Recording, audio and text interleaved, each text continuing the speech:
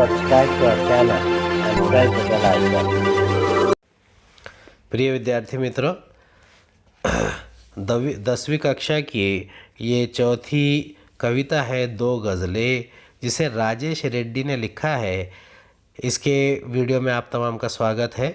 आपको हमारा वीडियो पसंद आए तो इसे लाइक कीजिए, शेयर कीजिए, हमारे चैनल को सब्सक्राइब कीजिए, इस वीडियो को आखिर तक देखिए।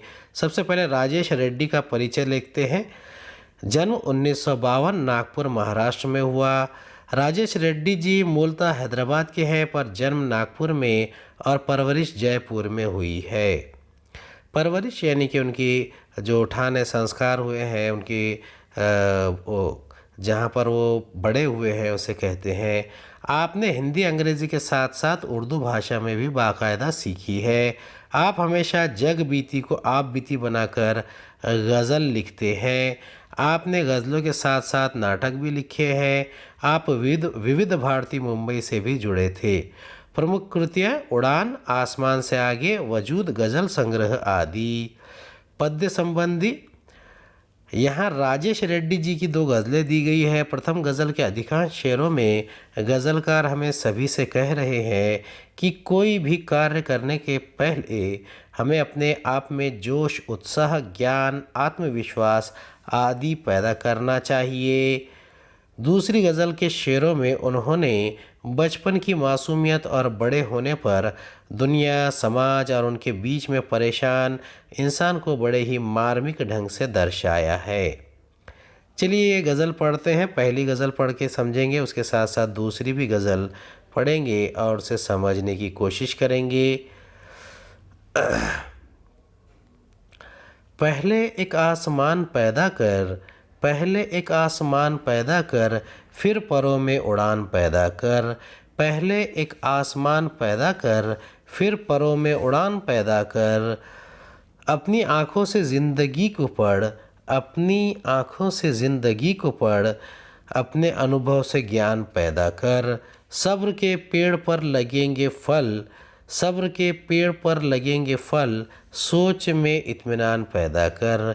ऐ खुदा जिसमें जी सके इंसान, कोई ऐसा जहान पैदा कर।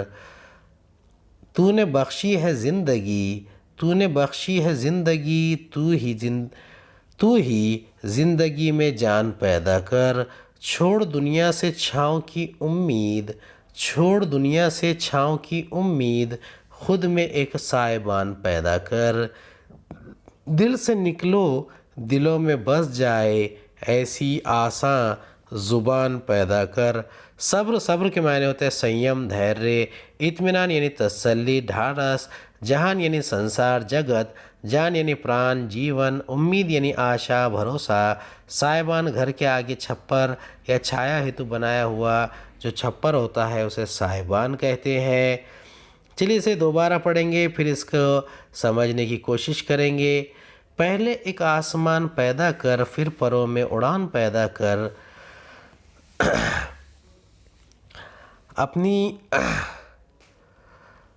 अपनी आँखों से ज़िंदगी को पढ़, अपने अनुभव से ज्ञान पैदा कर। कवि कहते हैं कि हे मनुष्य, आसमान में अपने पंखों की शक्ति तोलने से पहले उड़ने के लायक एक आसमान तैयार करो। अर्थात किसी भी काम को करने से पूर्व उसकी अच्छी तरह योजना बनाओ, फिर काम की शुरुआत करो। अपनी आँखों से ज़िंदगी को पढ़, अपने अनुभव से ज्ञान पैदा कर। जीवन के प्रत्येक क्षेत्र में अपनी आँखें देखी वस्तुओं और घटनाओं पर विश्वास करना चाहिए। अर्थात दूसरों के कहने पर विश्वास न करके अपने अनुभव से प्राप्त ज्ञान पर ही विश्वास करना चाहिए। कई अवसरों पर हम सुने हुए तथ्य कभी गलत भी साबित हो जाते हैं। सब्र के पेड़ पर लगेंगे फल, सोच में इत्मीनान पैदा कर। यानी किसी भी कार्य के लिए हम जब कोई कार्य करते हैं, कोई कार्य के प्रयास करते हैं, तो उसके फल की प्राप्ति में ही संतोष मिलता है और परिणाम के लिए इत्मीनान अर्थात सब्र रखना चाहिए। किसी भी काम में रातों रात सफलता नहीं मिलती। ऐ खुदा जिसमें जी सके इंसान, ऐ खुदा जिसमें जी सके इंसान, कोई ऐसा जहान पैदा कर। आज की दुनिया परेशानी, तनाव, मार काट से भरी है। हर व्यक्ति डरा रहता है कि न जाने कब क्या हो जाए, कहीं हड़ताल, कहीं दंगे। तो इससे बचने के लिए संसार की सृष्टि करने वाले खुदा से, ईश्वर से दुआ करता है कि मनुष्य के खौफ से दूर कोई ऐसा जहान पैदा कर। तूने बख्शी है ज़िंदगी तूने बख्शी है ज़िंदगी तू ही ज़िंदगी में जान पैदा कर। यहाँ पर कहता है कि हे भगवान, तुमने ही हम मनुष्य को ये सुंदर जीवन दिया है। तुम ही हमारे मन में आशा, उम्मीद और की चेतना पैदा कर। छोड़ दुनिया से छाँव की उम्मीद, छोड़ दुनिया से छाँव की उम्मीद, खुद में एक साइबान पैदा कर। अब कविवर्य कहते हैं कि इस संसार में कोई किसी के लिए सुविधाएं उपलब्ध नहीं कराता। हमें किसी से भी सहायता की आशा नहीं रखनी चाहिए। अपने सभी कर्तव्य आपने आप ही खुद से ही करने चाहिए। दिल से निकले दिलों में बस जाए, ऐसी आसान ज़ुबान पैदा कर। यानी हमें अपने व्यवहार में ऐसी भाषा रखनी चाहिए, ऐसे शब्दों का इस्तेमाल करना चाहिए जो दिल की गहराई से निकले और सुनने वाले के दिल में बस जाए। जब हमारा मन उछल छल कपट से दूर होगा तो दूसरों को हमारी बात प्रभावशाली और अच्छे से समझ में आएगी। चलिए दूसरी गज़ल पढ़ते हैं और इसे समझने की कोशिश करते हैं। यहाँ हर शख्स हर पल हादसा होने से डरता है, यहाँ हर शख्स हर पल हादसा होने से डरता है। खिलौना है जो मिट्टी का फना होने से डरता है। मेरे दिल के किसी कोने में एक मासूम सा बच्चा बड़ों की देखकर दुनिया बड़ा होने से डरता है। न बस में ज़िंदगी इसके, न काबू मौत पर इसका, मगर इंसान फिर भी कब खुदा होने से डरता है। अजब ये ज़िंदगी की क़ैद है, अजब ये ज़िंदगी की क़ैद है। दुनिया का हर इंसान रिहाई मांगता है और रिहा होने से डरता है। चलिए इसे दोबारा पढ़ते हैं, इसे दोबारा समझते हैं, फिर इस गज़ल का अर्थ भी समझेंगे। शख्स के मायने व्यक्ति को कहते हैं, हादिसा यानी दुर्घटना, फना यानी समाप्त होना, नष्ट होना, रिहाई यानी मुक्ति।